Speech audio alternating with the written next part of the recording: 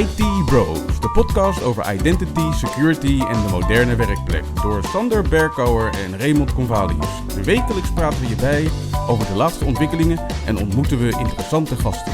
Volg onze podcast op Spotify of iTunes en stel je vragen op Twitter @ITBrosNL.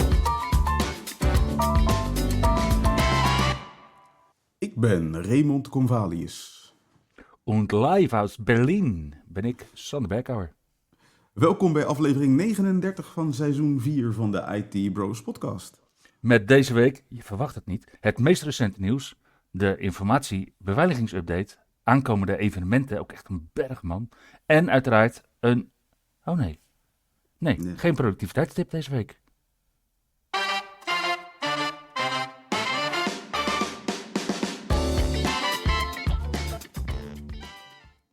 Ja, dat is toch wel onverwachts. Ja, ze zijn op.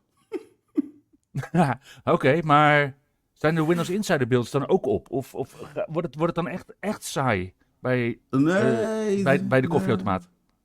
Dat nog net niet. Het is wel vrij rustig, moet ik zeggen, bij de Windows Insiders. Maar ze hadden wel 2 nieuwe builds afgelopen week op 25 oktober. Namelijk in het Dev Channel kwam build nummer 26.120.2200 uit. Ja, en voordat alle death metal fans nu helemaal blij zijn met dat Death Channel. Het is niet het Death Channel, toch? Het is het Developer Channel. Ja, sorry, Developer Channel. Oké. Het ontwikkelaarskanaal in het Nederlands. Eigenlijk is deze build alleen maar interessant voor mensen met een Copilot Plus PC. Ja, ik zou niet weten hoe groot die overlap is tussen death metal fans en mensen met een Copilot Plus PC's. Maar Ik ook niet. ja, zouden we misschien eens een polletje moeten doen onder de luisteraars. In ieder geval, in deze build kregen de Windows Studio Effects een eigen icoontje in de System Tray. Just that you know. Ja, nou ja, inderdaad. Dat je dus inderdaad weet dat er studio effecten zijn.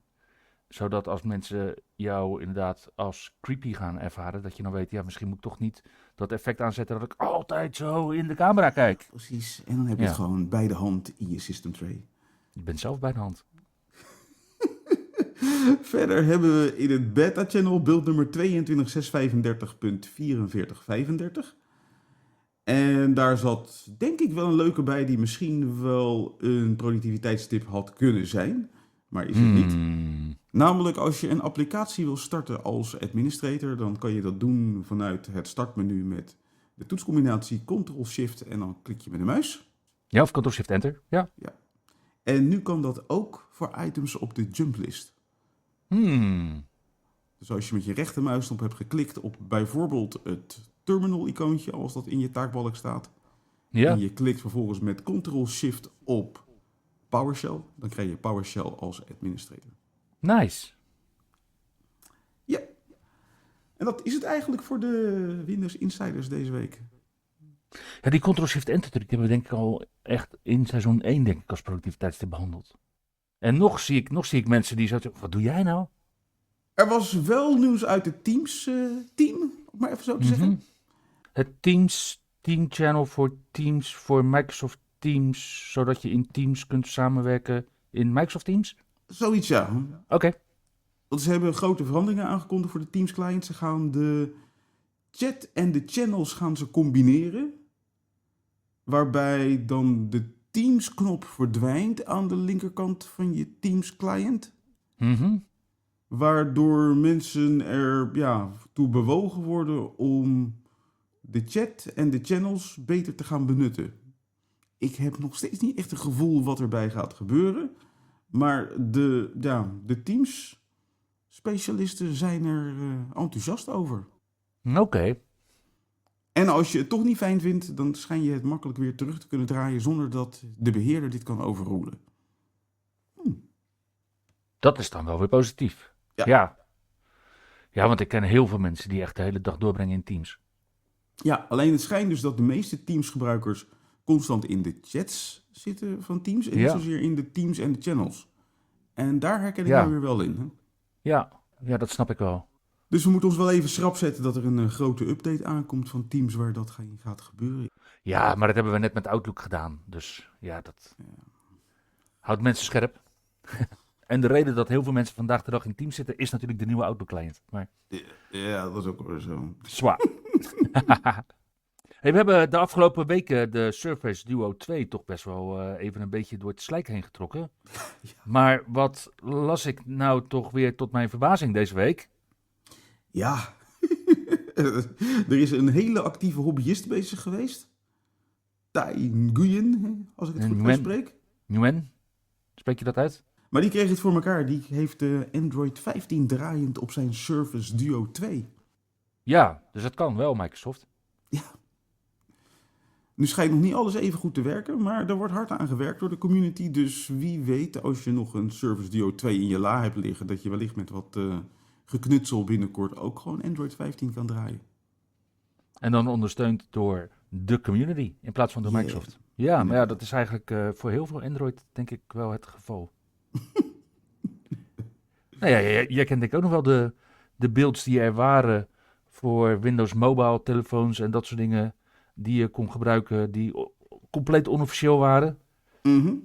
Ja, voor de hoor. luisteraars, we hebben het over 15, 20 jaar geleden natuurlijk, maar ja, Ja, inderdaad. de geschiedenis herhaalt zichzelf. Leuk. Precies. Maar goed, als je dan niet hebt gekozen voor Android, dan werk je waarschijnlijk nu met iOS of iPadOS.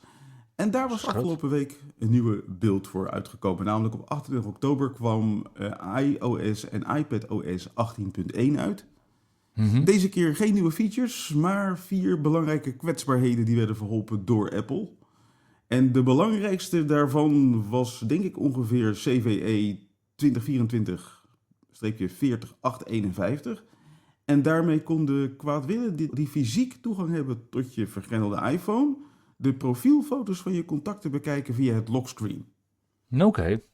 Ja, dat was niet helemaal de bedoeling. En Nee. er zat ook nog een lek in Siri, waardoor het mogelijk was om met een app toegang te krijgen tot gevoelige gebruikersdata.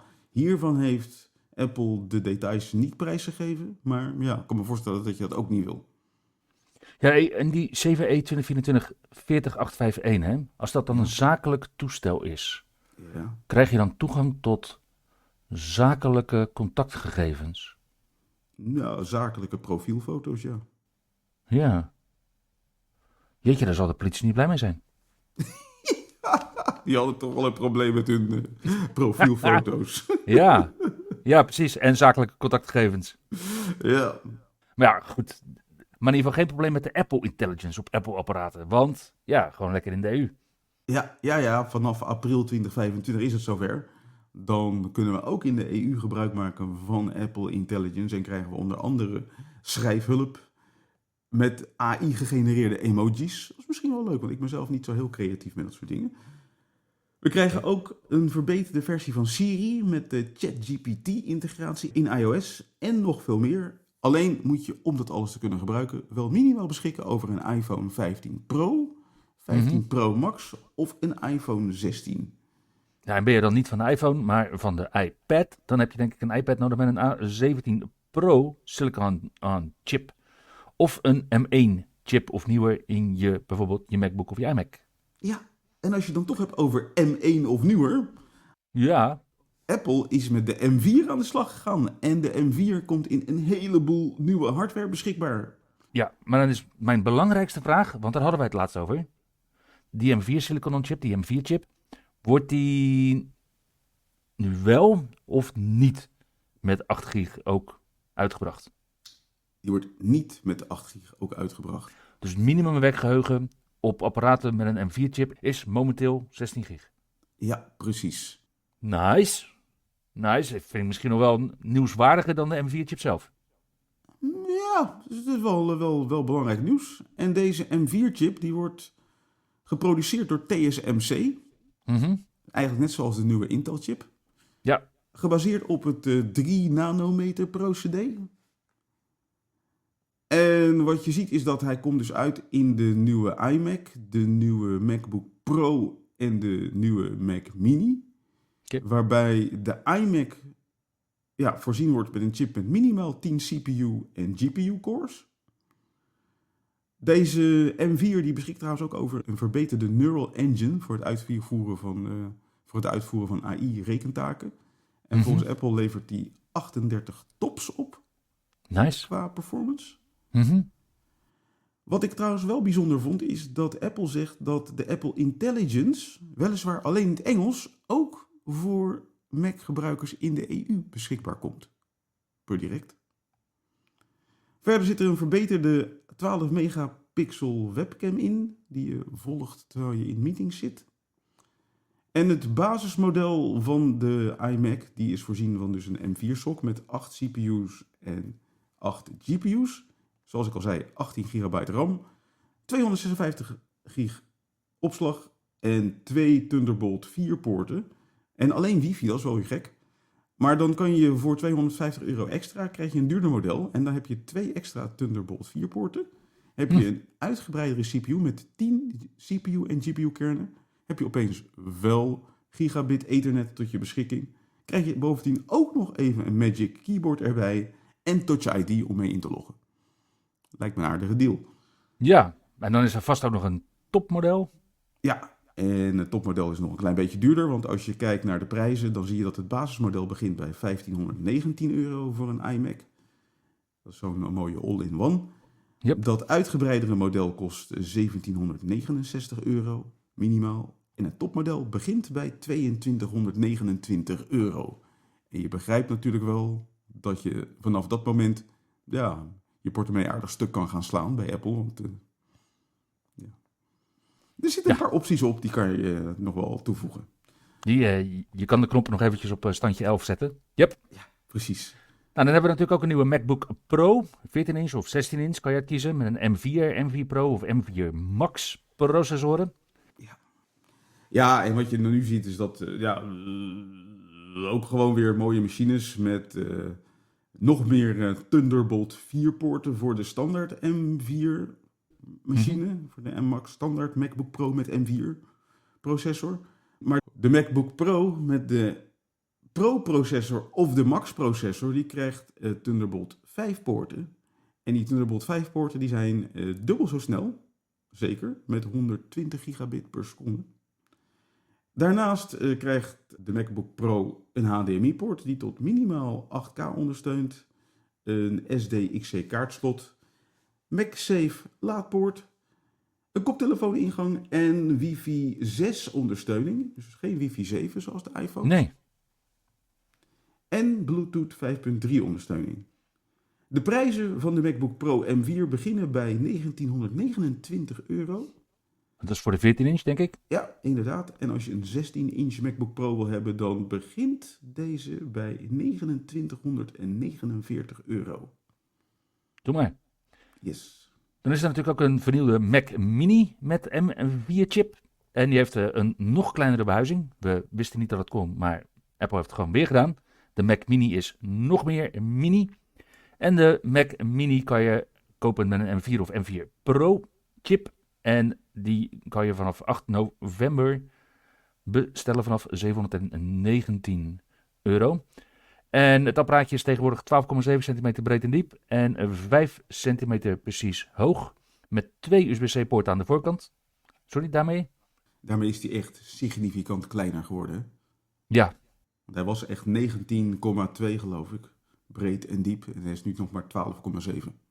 Ja, die Mac Mini gaat steeds meer inderdaad de Apple TV kant op qua dimensies. Ja, doet me nog een beetje denken eigenlijk aan de Intel NUC, die er niet meer is. Ja, ik denk dat Apple daar goed in is gestapt. Ja. De aan- en uitknop overigens van de Mac Mini bevindt zich tegenwoordig dan aan de onderkant. Dat is dan wel weer een interessante. Ik weet niet hoeveel mensen inderdaad hun Mac Mini tegenwoordig aan- en uitzetten met de knop. Maar ik heb het gevoel dat het er niet zo heel veel zijn. En dat Apple daarom heeft besloten van, nou weet je, want we zetten hem aan de onderkant. Net als bij de Magic Mouse de stroomaansluiting aan de onderkant zat, zullen we maar denken. En ja, we zien hier inderdaad ook dezelfde indrukwekkende cijfers als bij de MacBooks en de Macs.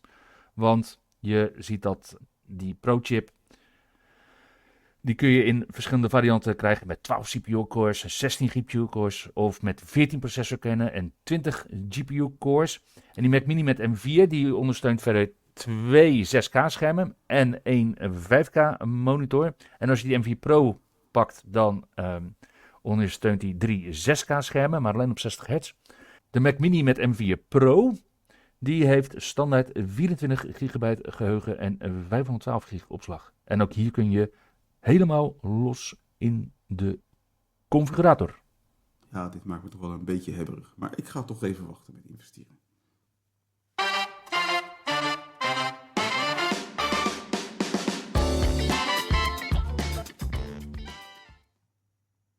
Ja, want jij hebt belangrijkere dingen te doen, denk ik. Inderdaad. En ik denk nog wel heel veel meer beheerders met ons. Want wat we namelijk zien is dat er een grote verandering op komst is voor de security defaults in Microsoft Entra. En wij hebben daar heel veel over gepraat en gepresenteerd, Ray. Ja. En onze conclusie eigenlijk van security defaults was altijd: het is een hele interessante propositie. Want je ziet dat je bepaalde dingen van de premium licentie van Entra eigenlijk gratis krijgt. Zoals multifactor authentication.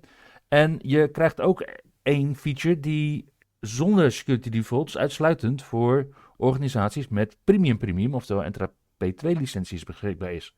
Dat is die multifactor authentication registration ervaring, waarbij je als je met conditional access multifactor authenticatie vereist, dat je dan gelijk moet registreren de eerste keer dat je met je snuffert aanmeldt. Maar met security defaults mocht je hem gewoon nog eventjes 14 dagen wegklikken. Ja. Nou, die mogelijkheid verdwijnt in de security defaults. Daar kan ik me eigenlijk wel in vinden, moet ik heel eerlijk zeggen.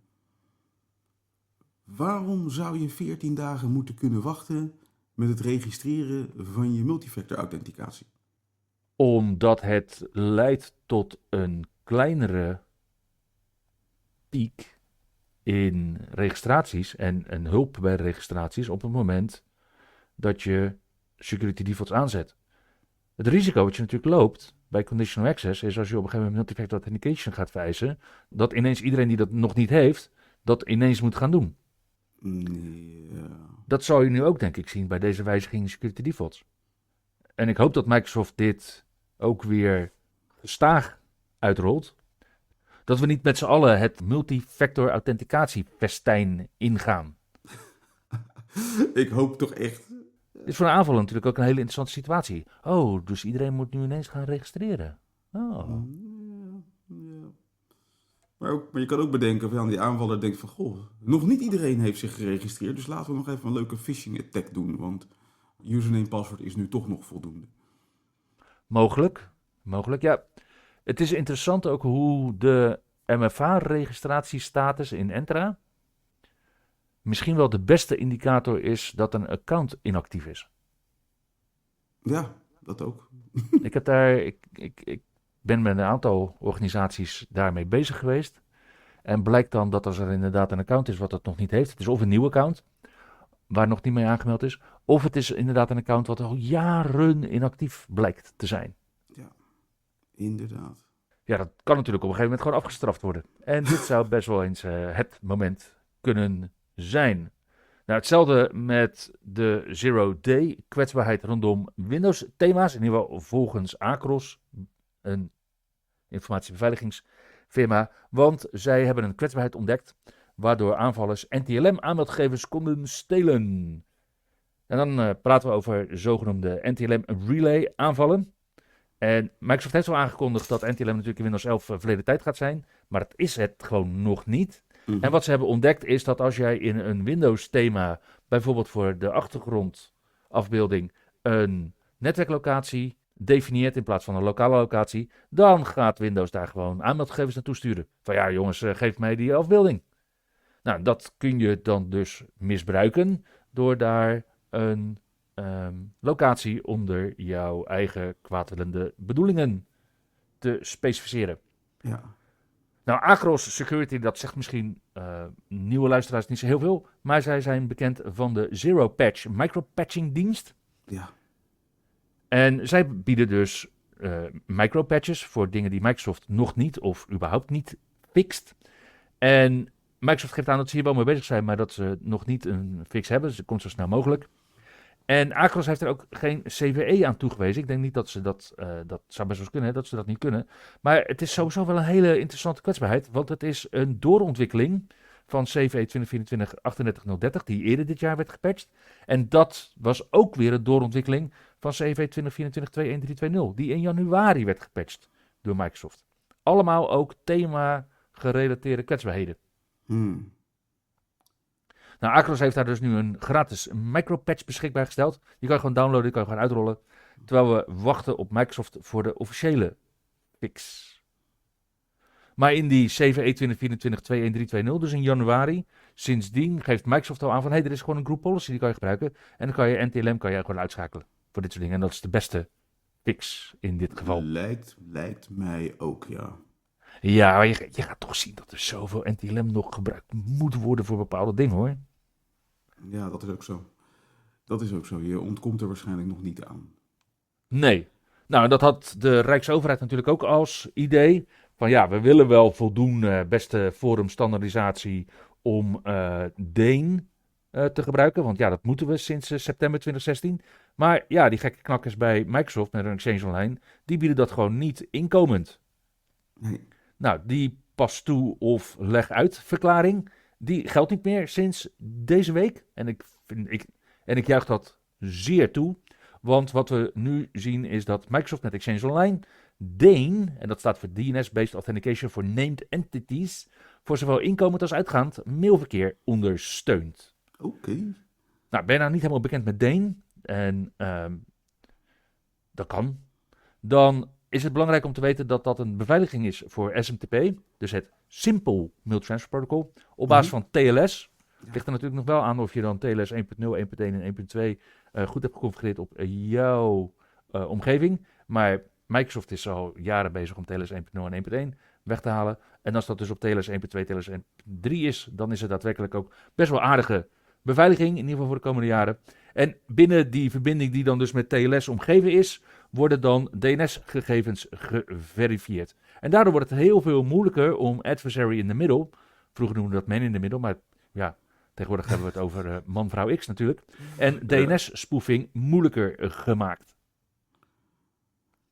Nou, de enige manier waarop je dit natuurlijk een beetje krachtig kunt doen is door dat te combineren met de DNS Security Extensions, waarbij jouw DNS-zone wordt versleuteld. En ook DNSSEC wordt in dit kader door Microsoft standaard overal aangezet. Nice. En de Nederlandse overheid zou de Nederlandse overheid niet zijn als ze hier niet een enorme credit voor zouden pakken. En dat doet de vormstandaardisatie dus ook aan. Die geeft aan dat de mailwisseling met Microsoft sinds 2019 op dit onderwerp mede het resultaat hebben bewerkstelligd. Oké. En dan denk ik dat het forumstandaardisatie nog druk aan het mailwisselen is met Google, want die hebben het nog niet voor elkaar. Nee, en ik vind het sowieso interessant dat vormstandaardisatie dat dan dus sinds september 2016 verplicht stelt. En pas vanaf mei 2019 met Microsoft gaat communiceren. Ja, ook bijzonder. Ja. Ja, maar ja, goed, we kunnen het niet verifiëren, want die mailwisseling heeft natuurlijk niet plaatsgevonden met Dane. Dus ja, vormstandaardisatie weet ook niet of ze met Microsoft aan het communiceren waren of niet. Probeer het maar eens te verifiëren dan. Ja, precies. In het bericht trouwens van vormstandaardisatie, en dit vond ik wel heel interessant, stond helemaal onderaan in de laatste paragraaf nog wel een dingetje wat ik met de luisteraars wil delen. Want vormstandaardisatie gaf aan dat begin 2023 34% van de Nederlandse overheidsorganisaties gebruik maakten van Exchange Online. En dat was begin 2023. Dat percentage is waarschijnlijk inmiddels omhoog gegaan. Dat denk ik ook, ja. En dat betekent dat als jij aan de slag wil met mail bij Nederlandse overheidsorganisaties, dat het misschien wel heel handig gaat zijn om je te verdiepen in Exchange Online en alle maatregelen en configuratiemogelijkheden die die dienst biedt. Ja, ik zag dat onze collega en vriend van de show, Dave Stork, hier ook al vrij uitgebreid over heeft geschreven inmiddels. Uiteraard, uiteraard. Ja, misschien moeten we Dave een keer uitnodigen. Gezellig. Lekker met Steve om tafel. Ja. Bij Google zijn ze ondertussen bezig geweest met het verbeteren van de cookie-beveiliging. Nou ja, daar kan je vraagtekens bij zetten, denk ik. Bij die stelling. Ja, ze zijn bezig. Ja. Ze hebben een poging gedaan. Ze hebben een poging gedaan om cookie-versleuteling te doen, zodat cookies minder makkelijk gestolen kunnen worden. Mm-hmm. En nou ja, het is gebleken dat die poging die ze hebben gedaan inmiddels alweer is gekraakt. Als ik het goed heb. En Ja, dat betekent dat het dus nog steeds mogelijk is om cookies te stelen uit Google Chrome om daar vervolgens toegang mee te krijgen tot een website of een webdienst. En ja, dus het is moeilijker geworden, maar zeker niet onmogelijk. En ik denk dat je daarbij het juiste eind hebt, Ray. Dit was een hele goede poging vanuit Google om dat te doen, die app-bound encryption. Want wat ze namelijk hebben bedacht is van, goh, als wij nou gevoelige gegevens hebben in onze browser, laten we die dan versleutelen en dan die versleuteling aan, ja, dat is dan de denkwijze waar het natuurlijk fout gaat, aan de DP-API in Windows koppelen. Ja, dat is dan de meest robuuste API voor data protection. Nee. Maar dat dan met system privileges te doen. En dat betekent dat een aanvaller inderdaad system privileges moet gaan krijgen om toegang te krijgen tot de versleutelde gegevens. En vervolgens zijn die versleutelde gegevens ook nog eens aan de app gekoppeld. Dus het moet dan ook echt vanuit Chrome. Ja. Nou, er waren al heel veel mensen mee bezig en sinds deze week is dat dus gekraakt. En aan de andere kant, en dat is een parallel initiatief, is Google ook bezig met device-bound session credentials. En die device-bound session credentials die zijn daadwerkelijk gekoppeld aan de TPM-chip. Ja, precies. En dan is het wel echt device-bound. Dus nu was het inderdaad eigenlijk een stukje informatiebeveiligingsniveau optrekken, zodat het inderdaad voor de meeste script kiddies niet heel handig meer gaat zijn. Nou blijkt dat deze omzeilacties al in bepaalde oplossingen al breed worden toegepast. Maar de device-bound session credentials, ja, dat is wel iets waar je nu als organisatie ook mee kunt spelen. Je kunt dat in Google Chrome en in Microsoft Edge kun je dat aanzetten met een flag. En dat is nog steeds, ligt dat op schema om voor eind van het jaar uitgerold te worden in Chrome en Edge. Cool.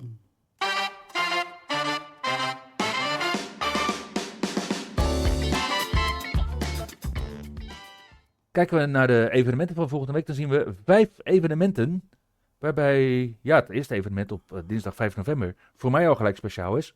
Dat is namelijk het Azure Heroes Nederland evenement bij Schubert Philips Schiphol-Rijk. Yes. En daar presenteer ik een sessie.